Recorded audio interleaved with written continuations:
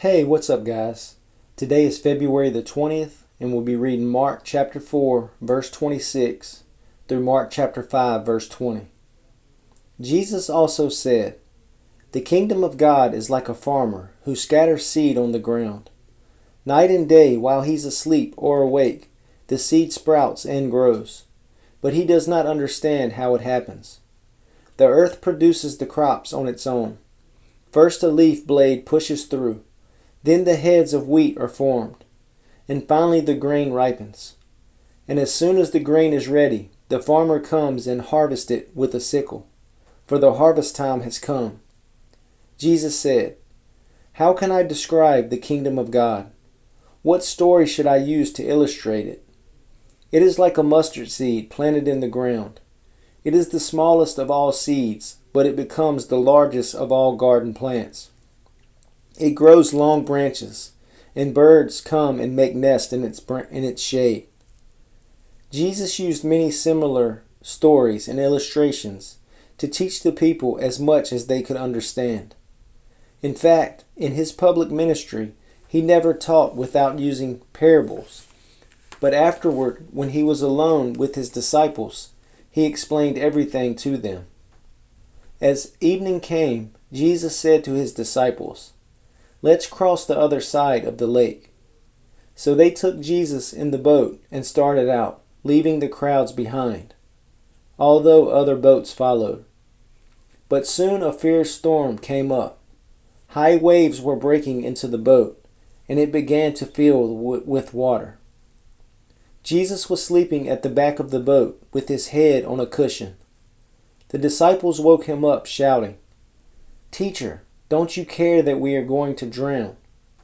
When Jesus woke up, he rebuked the wind and said to the waves, "Silence, be still." Suddenly the wind stopped, and there was a great calm. Then he asked them, "Why are you afraid? Do you still have no faith?" The disciples were absolutely terrified. "Who is this man?" they asked each other. "Even the wind and the waves obey him." So they arrived at the other side of the lake, in the region of the Gerasenes. When Jesus climbed out of the boat, a man possessed by an evil spirit came out from the tombs to meet him. This man lived in the burial caves and could no longer be restrained, even with a chain. Whenever he was put into chains and shackles, as he often was, he snapped the chains from his wrist and smashed the shackles. No one was strong enough to subdue him.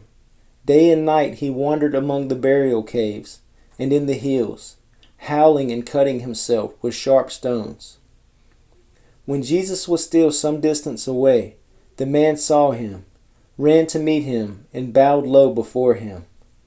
With a shriek, he screamed, "Why are you interfering with me, Jesus, Son of the Most High God?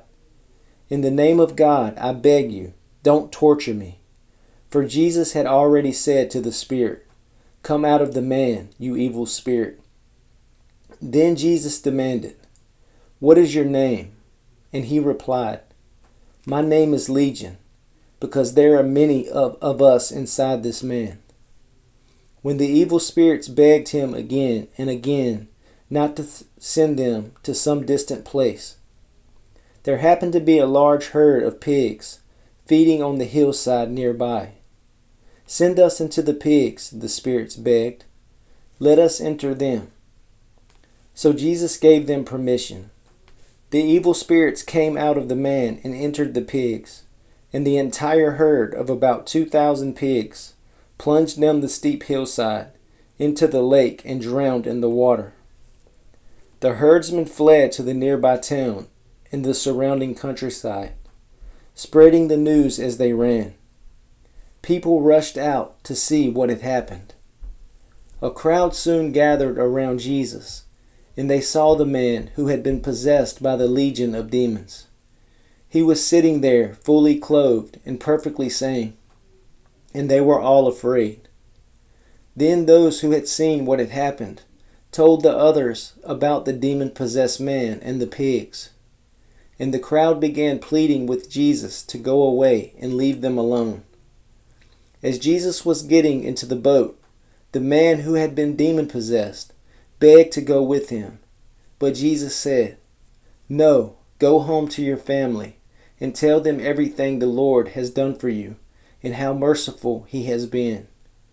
So the man started off to visit the 10 towns of that region and began to proclaim the great things Jesus had done for him. And everyone was amazed at what he told them.